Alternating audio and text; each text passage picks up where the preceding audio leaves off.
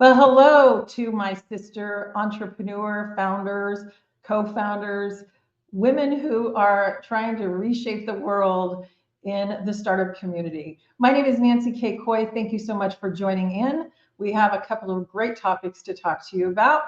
And if you like this content, help me out if you would by sharing this content with others, and obviously push or smash that little button and subscribe to the channel. What we're really trying to do, my quest this year, and you probably heard me say this on previous videos, is that I really want to help women all over the world capture funding in the VC world. 3% of women capture funding as in comparison to our male counterparts who receive about 97% of the venture capital funding that's issued in market today. My goal is to help us collectively get that number in 2025 to 5%. While that may not seem like a big, huge jump, it's a massive, massive number when we talk about venture capital funding. So what we're going to talk about tonight is really turning stumbling blocks into stepping stones, the entrepreneurial mindset.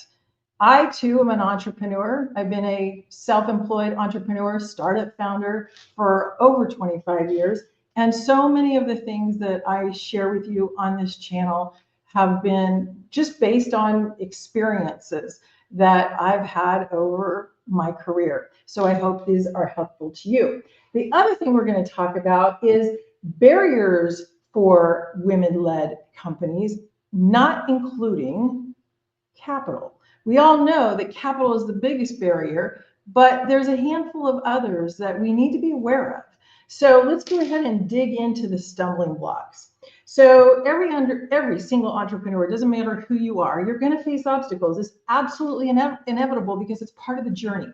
That's why so many people desire to be an entrepreneur, but very, very few are actually successful at it. The real difference between failure and success is really often it comes down to one thing, and it's called perspective. So we have to a lot of times put our minds in the right perspective so that when we encumber stumbling blocks, we look at them as stepping stones, as opportunities, right? We're not failing. Throughout my career, the times that I've made mistakes, I've learned from those mistakes, right? What's the definition of insanity? Repeating the same thing over and over again and expecting different results. So the idea is, let's change our perspective. Let's look at these again, these stepping stones as not a stumbling block, but a stepping stone to a greater future. So I want to get into a couple of these.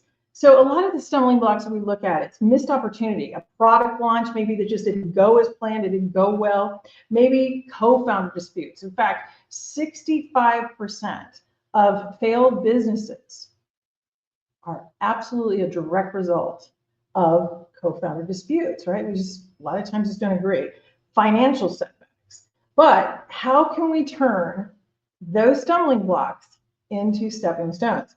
Every challenge teaches us something that's valuable. There's always a silver lining, ladies. You just have to look for it.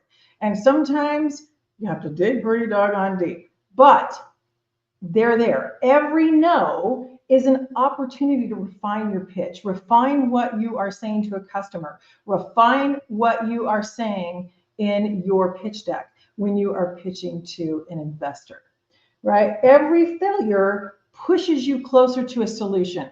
So I would really encourage you to, when you run into a roadblock, like I said, one of these, these stumbling blocks, if you will, take the time to reflect on what you've done, what you could do different, and don't think that just because you're new at this, or those of us who've been doing this for a long time are extinct from making mistakes.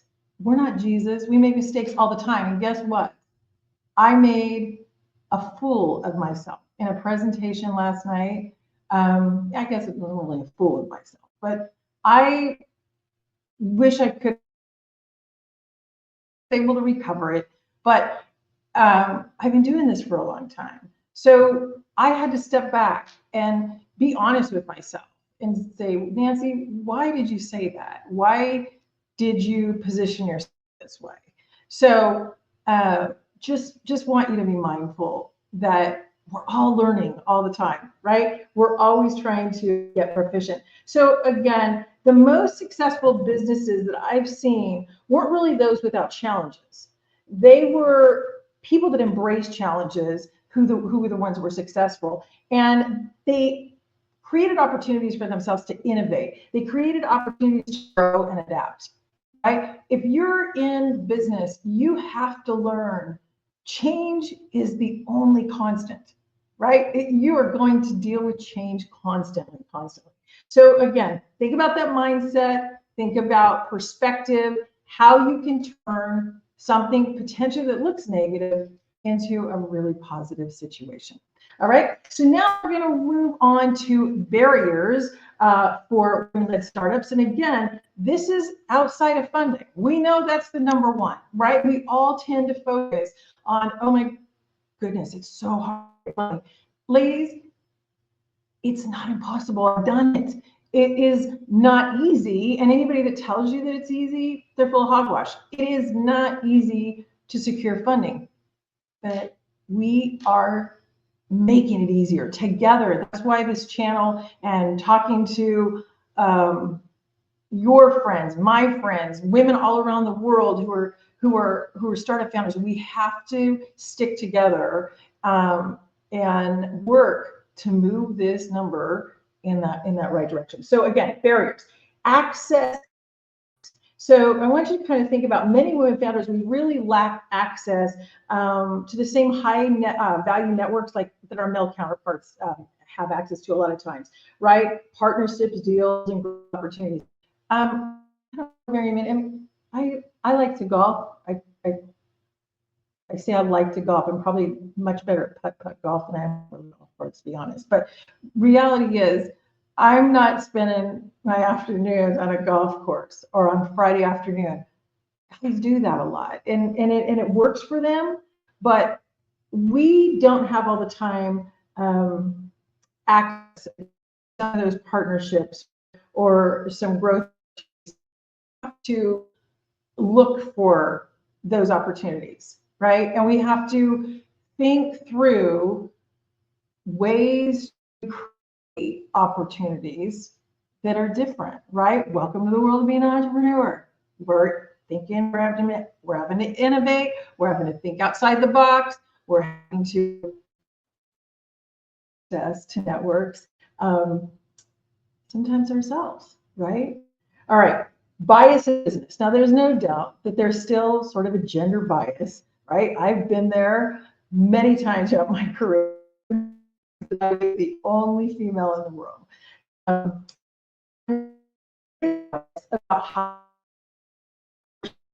even customer trust to some degree. We have to a lot of times prove our credibility over and over again, and it's frustrating, but it's getting better. And there's so many women that are moving beyond this challenge by creating opportunities in different associations. I'll tell you one in particular, Women in DSO, which is Women in the Dental Service Organization. Dr. Amancour, she started association, and her whole objective was to build women who were elevated, empowered to be in higher, C-suite positions in dentistry, because reality is that 85%, I think it is, of women work in the dental field. Most of the executives were men. And she saw 4 years ago as a problem. She created an association to battle that. And I'm here to tell you, she's about 1,400 people coming consistently to her annual conventions. So ladies, we have to think like Dr. Amancour does. We have to think about how we remove these biases. Now, my suggestion is create drama.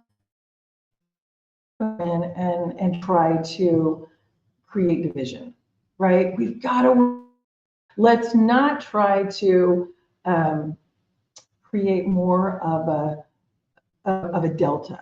Let's work together so that we create unity, so that again we can move faster over this bias. Lack of representation. Fewer women. So what does that really mean? That means that there's fewer mentors, there's fewer role models in the VC world, and advocates at really those high, level decision-making type positions, C-suite executive level positions. So, ladies, seek out women who are in those roles. If you're going and looking for funding, seek out women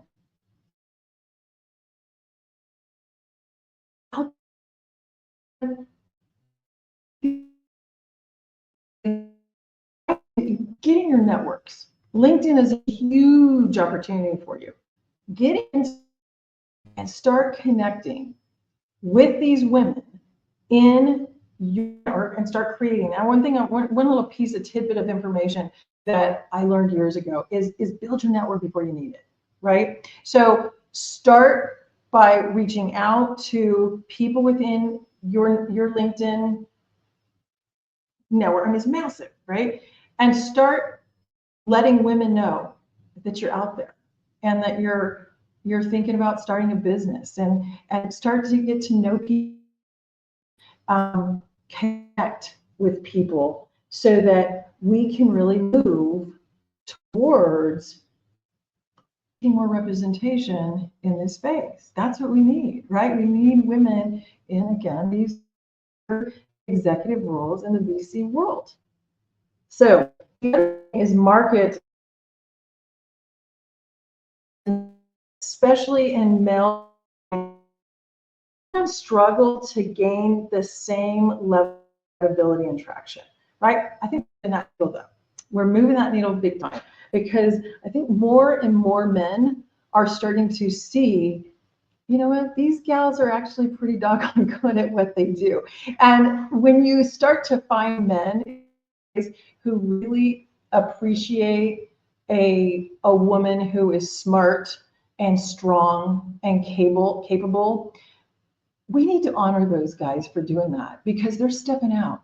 And I've met some wonderful guys throughout my career, and I think we just need to really encourage them and thank them for sort of blazing a trail too, because this is a big step for them as well, right? So as I leave you, I want just to remind you that, as I share in most of my videos, that my heart is obviously for women business owners, entrepreneurs, startup founders, and those obviously that want to be, and those that are married or support somebody emotionally that is a startup founder. It is not easy to be in those roles. But I will tell you that my journey, my career journey, has been guided by my faith and driven by a global purpose. Let's change this world together. We can. We are blazing a trail, ladies, and we need to continue to get through these stumbling blocks, make them stepping stones, and we need to figure out ways to break the barriers.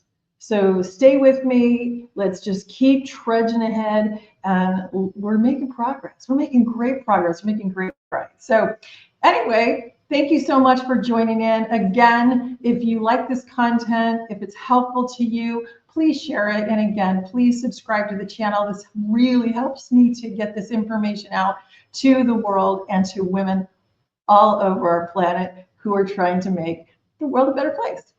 All right, bye for now.